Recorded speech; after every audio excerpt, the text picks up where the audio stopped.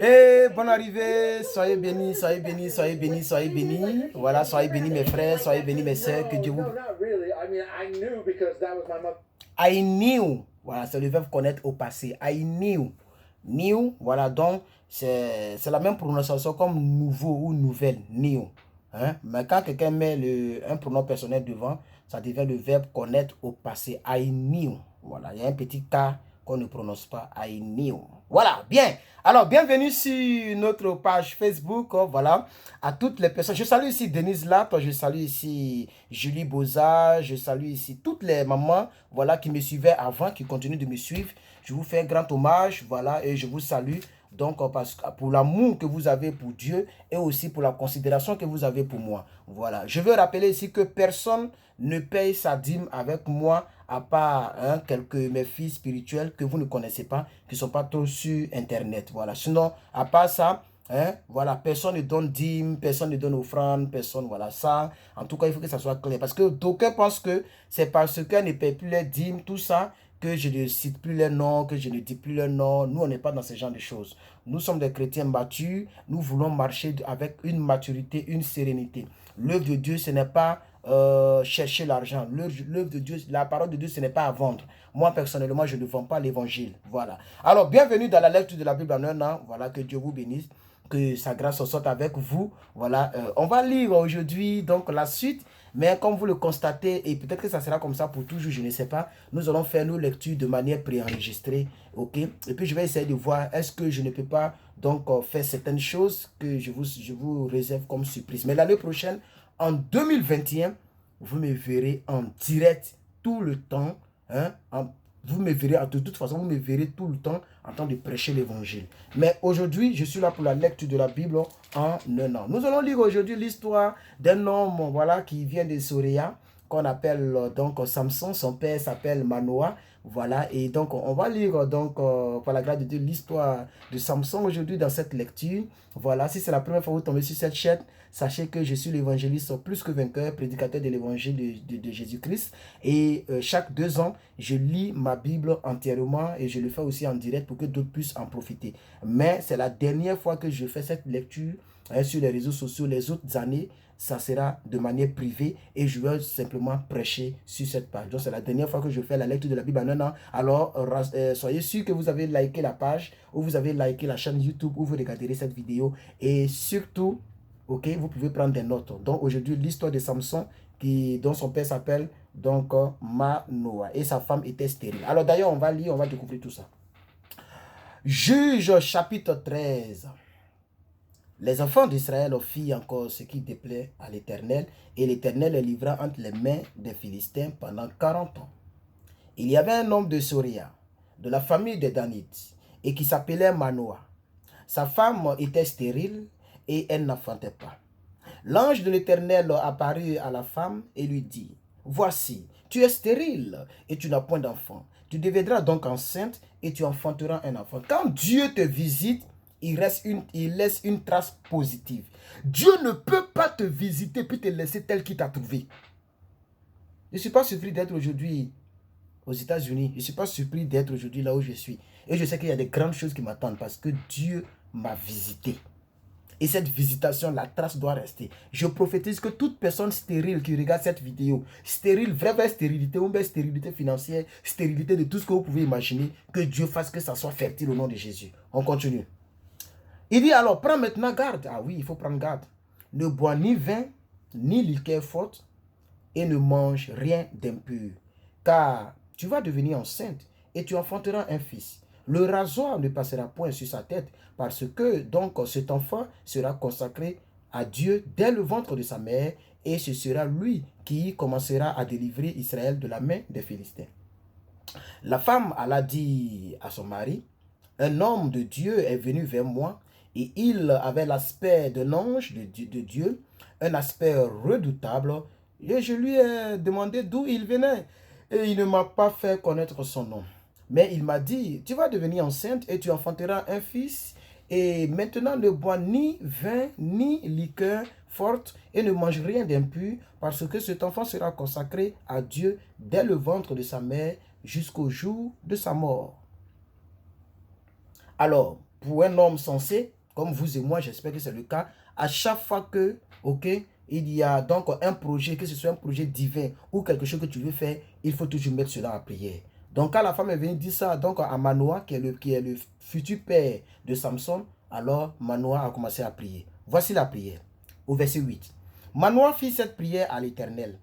Ah Seigneur, que l'homme de Dieu que tu as envoyé vienne encore vers nous et qu'il nous enseigne ce que nous devons faire pour l'enfant qui naîtra. C'est très important la prière. Dieu exauça la prière de Manoah et l'ange de Dieu vint encore vers la femme. Elle était assise donc dans un champ et Manoah, son mari, donc on n'était pas avec elle. Elle courut promptement donner cette nouvelle à son mari. Très important. Toujours parle à ton mari. Faut partir parler promptement à ton mari. Ton mari est le chef de la famille.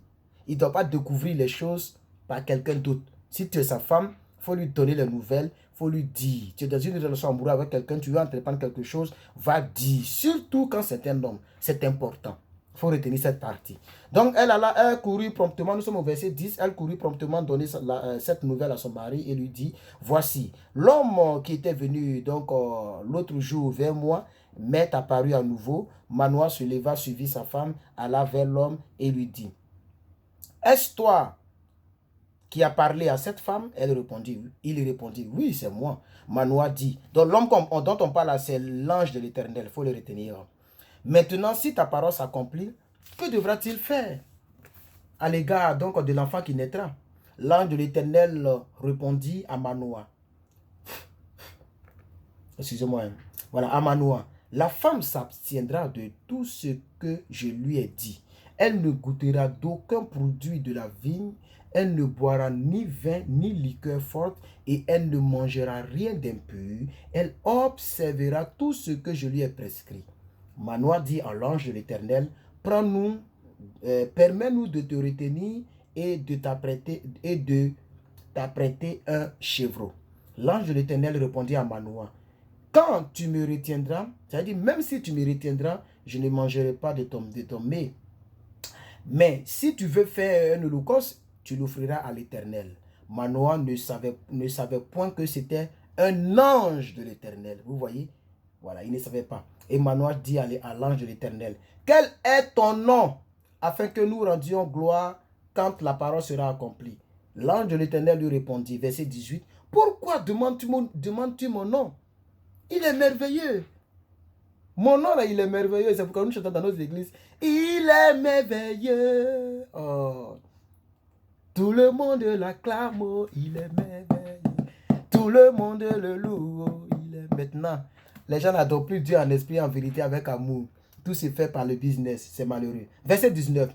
Manoah prit le chevreau et l'offrande et il fit un sacrifice à l'Éternel sur le rocher. Il soupira un prodige pendant que Manoah et sa femme regardaient. Verset 20. Comme la flamme montait, ou pendant que la flamme montait et descendait, montait de dessus l'autel vers le ciel, l'ange de l'Éternel montant dans la flamme de l'autel. À cette vue, Manoah et la femme tombèrent la face contre terre. Ils ont compris que ce n'était pas n'importe qui, c'était vraiment Dieu même qui était là. Parce qu'il est monté avec la fumée de l'offrande. Quand tu fais un holocauste, un offrande à Dieu, ça dit, Seigneur Jésus, vous ne savez pas ce que plus que quelqu'un a fait pour que Dieu puisse se souvenir de lui. Et il n'a pas encore terminé. Il y a beaucoup de miracles pour vous et pour moi qui nous attendent. Continuons de prier notre Dieu. Alors donc ils sont tombés face contre terre, verset 21. L'ange de l'Éternel n'apparut plus à Manoah et à sa femme. Alors Manoah comprit que c'était l'ange de l'Éternel. Et il dit à sa femme, nous allons mourir. Vous voyez? Parce qu'avant, les gens ne savaient, on ne peut pas voir Dieu. Quand tu vois Dieu, c'est que tu vas mourir. Quand tu as vu Dieu, là, tu vas mourir. Donc Manoah dit, ah ma chère, nous allons mourir car nous avons vu Dieu. C'est clair ici. Quand je vous ai dit depuis le départ, que quand la Bible parle, surtout dans l'Ancien Testament, l'ange de l'Éternel, dans le Nouveau Testament, on n'a plus besoin d'envoyer l'ange. Jésus était là. Lui-même, Dieu, il était là comme ça. Donc, quand vous voyez l'ange de l'Éternel, c'est que c'est Dieu même qui est descendu. C'est ce qu'il dit ici, au verset 22. Et il dit à sa femme, nous allons mourir car nous avons vu Dieu avec grand D.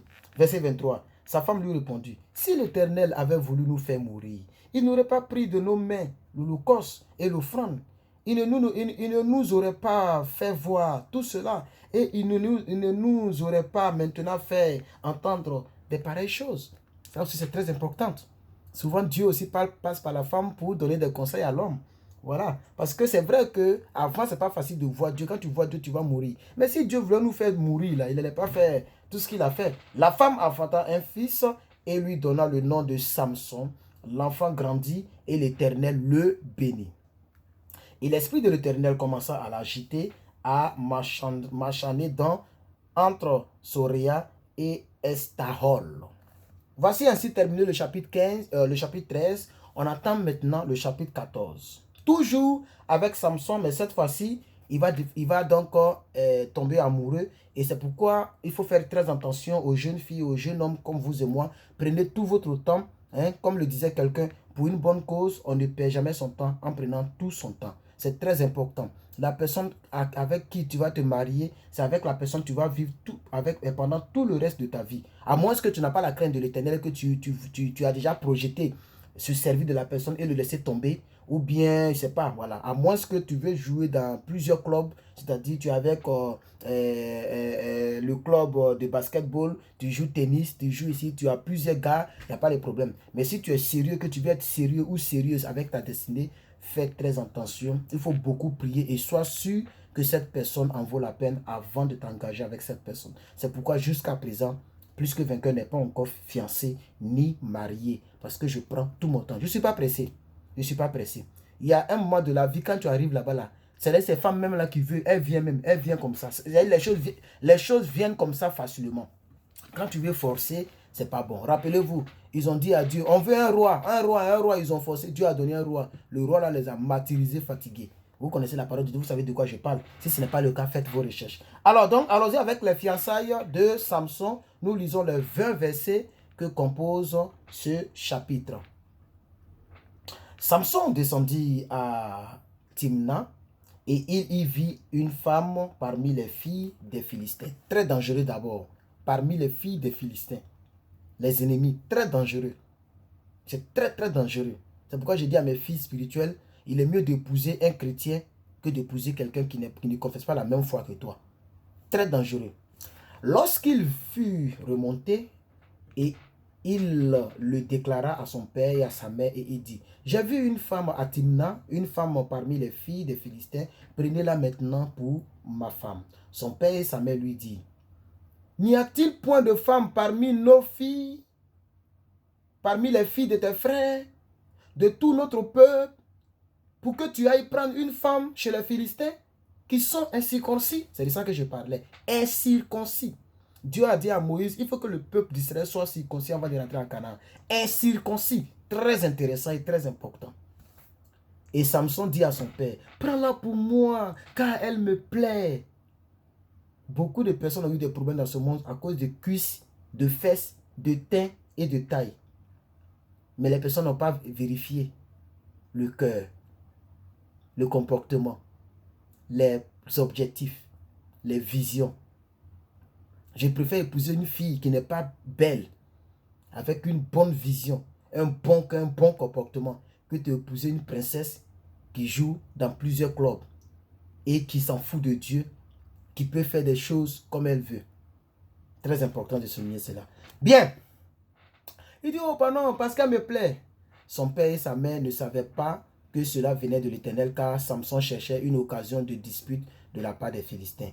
En ce temps-là, les Philistins dominaient sur Israël. Donc, spirituellement, c'était le plan de Dieu. Mais ce n'est pas parce que c'est comme ça que tout le monde doit faire la même chose. Dieu n'a jamais dit qu'il faut aller épouser une femme incirconcis parce que c'est le plan de Dieu. Tu n'es pas Samson.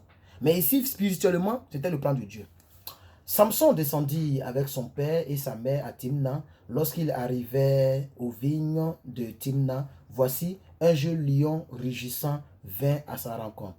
L'esprit de l'Éternel saisit Samson et sans en avoir rien à la main, Samson déchira le lion comme on déchire un chevreau et il ne dit point à son père et à sa mère ce qu'il venait de faire. Il descendit et parla à la femme et elle lui plut. Quelque temps après, il se rendit donc de nouveau à Timna pour la prendre et se détourna pour voir le cadavre du lion. Et voici, il y avait un essai d'abeilles et du miel dans le corps du lion. Il prit entre ses mains le miel dont il mangea pendant la route, et lorsqu'il fut arrivé près de son père et sa mère, il leur en donna, et ils en mangèrent. Mais il ne leur dit pas qu'il avait pris ce miel dans le corps du lion. Le père de Samson descendit chez la femme, et là, Samson fit un festin, car c'était la coutume des jeunes gens. Verset 11, chapitre 14, le livre des juges.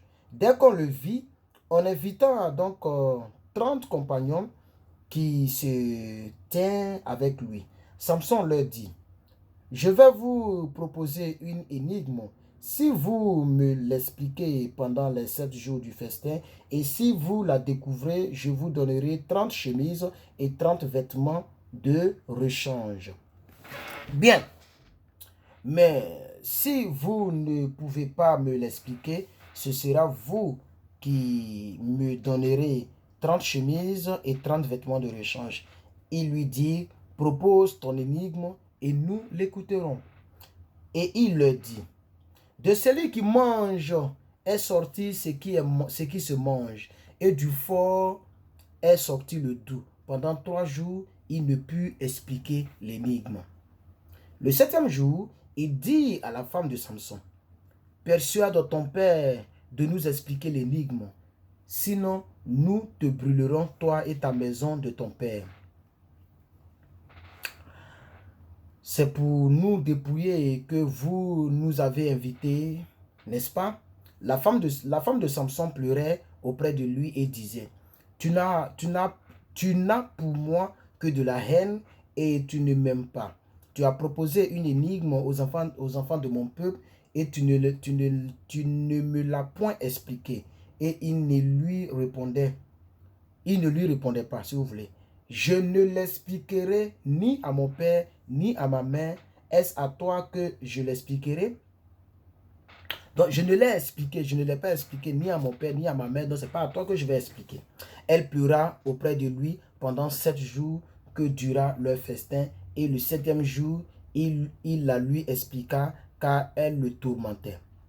Et elle donna l'explication de l'énigme aux enfants de son peuple. Les gens de la ville dirent à Samson le 7e jour, avant le coucher du soleil, quoi de plus doux que le miel, et quoi de plus fort que le lion? Et il leur dit, si vous n'aviez pas labouré avec ma génisse, vous n'auriez pas découvert mon énigme. L'Esprit de l'Éternel le saisit, et il descendit à Ascalon, et il y tua 30 hommes, prit leur dépouille, et donna les vêtements de rechange à ceux qui avaient expliqué l'énigme. Il était enflammé de colère et il monta à la maison de son père. Sa femme fut donnée à l'un de ses compagnons avec lesquels il était lié. Donc Samson était un homme très fort et très puissant. Il pouvait tuer lui seul 30 hommes. Ok? Pas avec des balles, avec des missiles, avec des bombes, mais à main nue. Il était vraiment redoutable. Alors, chapitre 15, pardon. Quelque temps après, à l'époque de la moisson des blés, Samson alla voir sa femme et lui porta un chevreau et dit, « Je veux entrer vers ma femme dans sa chambre. » Mais le père de sa femme ne lui permit pas d'entrer. « J'ai pensé, dit-il, que tu avais pour elle de la haine et je l'ai donnée à ton compagnon. Est-ce que sa jeune sœur n'est pas plus belle qu'elle? Prends-la donc à sa place. » Samson leur dit, « Cette fois, je ne serai pas coupable avec les Philistins et si je leur fais du mal. » Samson s'en alla, il attrapa 300 renards et prit des flambeaux. Puis il tourna donc les renards queue contre queue et mit un flambeau entre 2 queues au milieu. Il alluma les flambeaux. La Bible est lourde, hein? Quand je la tiens, ça pèse. Elle est lourde, la couverture est trop... Bien, il alluma les flambeaux, lâcha les renards dans les blés des Philistins et embrasa les tas de gerbes, le blé sur le pied et jusqu'aux plantations d'oliviers. Les Philistins dirent: qui a fait cela? On répondit: Samson, le gendre de Timnien, du Timnien, parce que celui-ci lui a pris sa femme et l'a donnée à son compagnon. Et les Philistins montèrent et ils la brûlèrent, elle et son père. Samson leur dit: est-ce ainsi que vous agissez? Je ne cesserai qu'après m'être vengé de vous. Il les battit à plate couture, puis il descendit et se retira de la caverne du rocher d'Étam. Alors les Philistins se mirent donc en marche, campèrent en Juda et s'étendit jusqu'à Léchi. Les hommes de Juda dirent: pourquoi êtes-vous montés contre nous? Ils répondirent: nous sommes montés pour lier Samson afin de le traiter comme il nous a traités. Sur quoi 3000 hommes de Juda descendirent à la caverne du rocher d'Étam et dirent à Samson: ne sais-tu pas que les Philistins dominent sur nous? Que nous as-tu donc fait? Il leur répondit: je les ai traités comme ils m'ont traité. Ils lui dirent: nous sommes descendus pour te lier, afin de te livrer entre les mains des Philistins. Samson leur dit: jurez-moi que vous ne me tuerez pas. Ils lui répondirent: non, nous voulons seulement te lier et te livrer entre leurs mains, mais nous ne te ferons pas mourir. Et ils le lièrent avec 2 cordes neuves et le fit sortir de la caverne. Lorsqu'il arriva à Léchi, les Philistins poussèrent des cris à sa rencontre. Alors l'Esprit de l'Éternel le saisit, les cordes qu'il avait au bras devinrent comme du lin brûlé par le feu, et ses liens tombèrent de ses mains. Il trouva une mâchoire d'âne fraîche. Oh, mais c'est quoi ce petit truc qui me fatigue là? J'ai ouvert les fenêtres là, peut-être à cause ça s'est rentré, mais c'est comment? Fraîche, il étendit sa main pour la prendre et il en tua 1000 hommes. Il était puissant. Et Samson dit: avec une mâchoire d'âne, un monceau, 2 monceaux, avec une mâchoire d'âne, j'ai tué 1000 hommes. Quand il eut achevé de parler, il jeta de sa main la mâchoire et l'on appela ce lieu Ramath-Léchi. Pressé par la soif, il invoqua l'Éternel et dit: c'est toi qui as permis donc par la main de ton serviteur cette grande délivrance, et maintenant mourrai-je de soif et tomberai-je entre les mains des incirconcis? Dieu fendit la cavité du rocher qui était donc à Léchi, et il en sortit de l'eau. Samson but, son esprit se ranima et il reprit vie. C'est de là qu'on a appelé cette source An Akoré. Elle existe encore aujourd'hui à Léchi. Samson fut juge en Israël au temps des Philistins pendant 20 ans. Donc, vous allez retenir que Samson a été aussi juge. Il a été juge pendant 20 ans. Il a été un grand guerrier que Dieu a utilisé puissamment d'ailleurs pour délivrer le peuple de Dieu qui s'était rébellé contre Dieu. On va terminer cette lecture par le chapitre 16 qui est un peu plus long. Ça nous donne 31 versets. On termine cela et puis on va se dire au revoir. Voilà, je suis un peu fatigué mais ça va aller. Samson partit pour Gaza. Il y avait une femme prostituée et il entra chez elle. C'est ça là même qui est son erreur. Une femme prostituée. Oh, mais cette bestiole-là m'énerve. Hein? Je ne sais pas où c'est quitté même. Voilà, et si Samson, j'ai tué ça. Ah, c'est Samson ça. Voilà, j'ai tué cette bestiole-là. Ah, c'est Samson, le petit Samson. Un coup, il est mort. Samson partit pour Gaza et il vit une femme prostituée et il entra chez elle. On dit aux gens de Gaza: Samson est arrivé ici. Et il l'environnait et se tint en embuscade toute la nuit à la porte de la ville.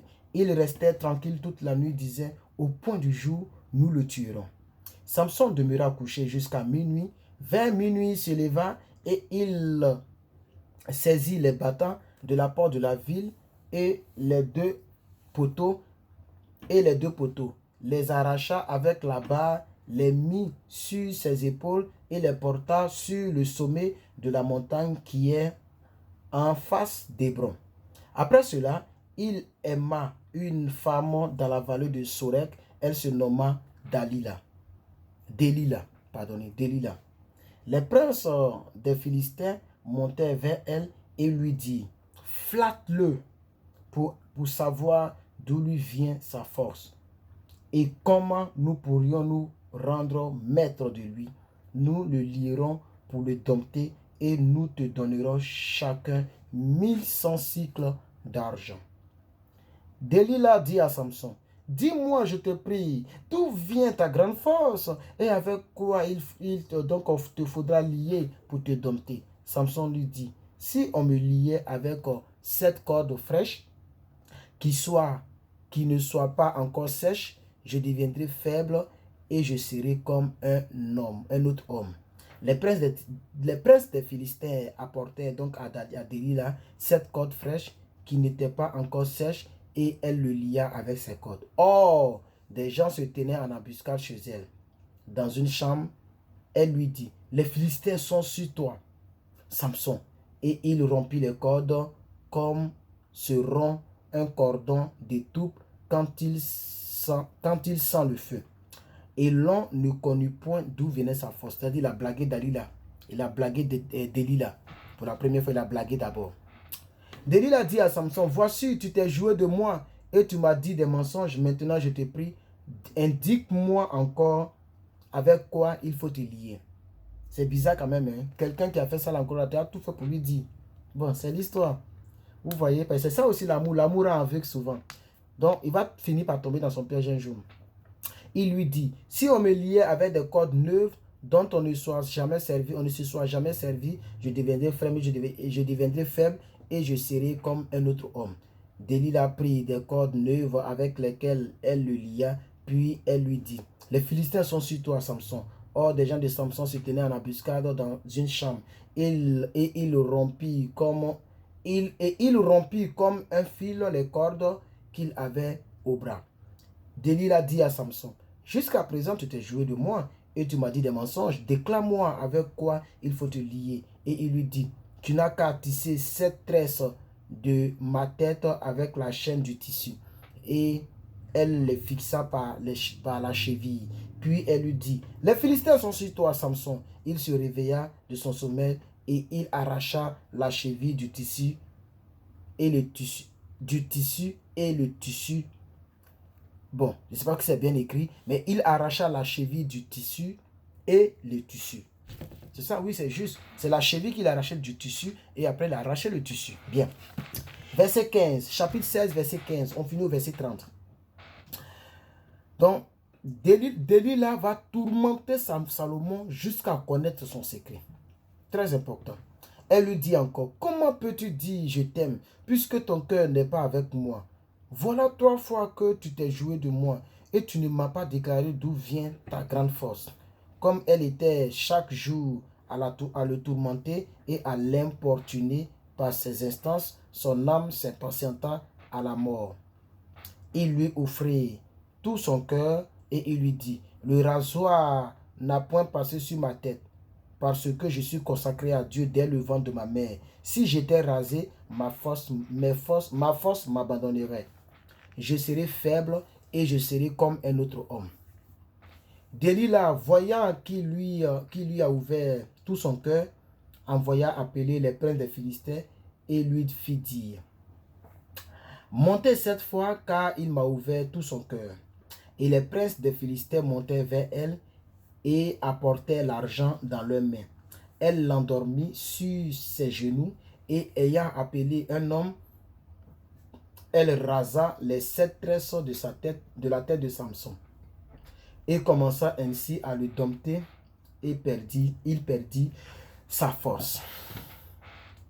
Elle dit alors, les Philistins sont sur toi, Samson. Il se réveilla de son sommeil et dit, je m'en tirerai comme les autres fois et je me dégagerai. Il ne savait pas que l'Éternel s'était retiré de lui.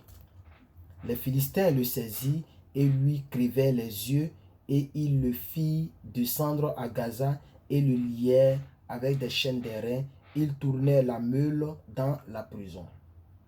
Cependant, ses cheveux recommençaient à croître depuis qu'il a été rasé. Or, les princes des Philistins s'assemblaient pour offrir un grand sacrifice à Dagon, leur dieu, et pour se réjouir. Ils disaient, notre Dieu a livré entre nos mains Samson, notre ennemi. Et quand le peuple le vit, ils célébraient leur Dieu en disant, notre Dieu a livré entre nos mains notre ennemi, c'est lui qui ravageait notre pays et qui multipliait nos morts. Dans la joie de leur cœur, ils disaient qu'on appelle Samson et qu'il nous divertisse. Il fit sortir Samson de la prison et il joua devant eux. Il le plaçait entre les colonnes. Il est devenu comme guignol. Il est là pour divertir les gens pendant les fêtes. Et Samson dit au jeune homme qui le tenait par la main, laisse-moi afin que je puisse toucher les colonnes sur lesquelles repose la maison et m'appuyer contre elle. La maison était remplie d'hommes et de femmes. Tous les princes des Philistins et tous les princes des Philistins étaient là et il y avait sur le toit environ 3000 personnes, hommes et femmes, qui regardaient Samson jouer. Alors Samson invoqua l'Éternel et dit, Seigneur, Seigneur éternel, souviens-toi de moi, je te prie, ô Dieu, donne-moi de la force seulement cette fois et que d'un coup je tire vengeance des Philistins pour mes yeux, pour mes deux yeux. Et Samson embrasa les deux colonnes du milieu sur lesquelles reposait la maison et il s'appuya contre elles. L'une était à sa droite et l'une à sa gauche. Samson dit, que je meure avec les Philistins. Et il se pencha fortement et la maison tomba sur les princes, sur tout le peuple qui y était. Ce qu'il fit périr à sa mort fut très nombreux que ceux qu'il avait tués pendant sa vie. Waouh, c'est pas possible ça. Waouh. Ses frères et toute la maison de son père descendirent et l'emportèrent. Lorsqu'il fut remonté, il l'enterrait entre Soréa et Estoal dans le sépulcre de Manoah, son père. Il avait été juge en Israël pendant 20 ans. La Bible est fermée. Jésus est écrit ici. Que Jésus-Christ vous bénisse. Voilà, merci d'avoir lu l'histoire de Samson avec nous dans les 4 chapitres. Nous ont donc, vous voyez que les chapitres, ça tombe de manière juste. Voilà. On a commencé l'histoire et on a terminé au chapitre 16. Donc, à demain, dans une autre vidéo, dans une autre lecture, ok, pour la continuité de notre lecture de cette année. Que Dieu vous bénisse. Moi, c'est Herman, plus que vainqueur. Et la paix dans vos différentes maisons et vos différentes familles. Bye bye.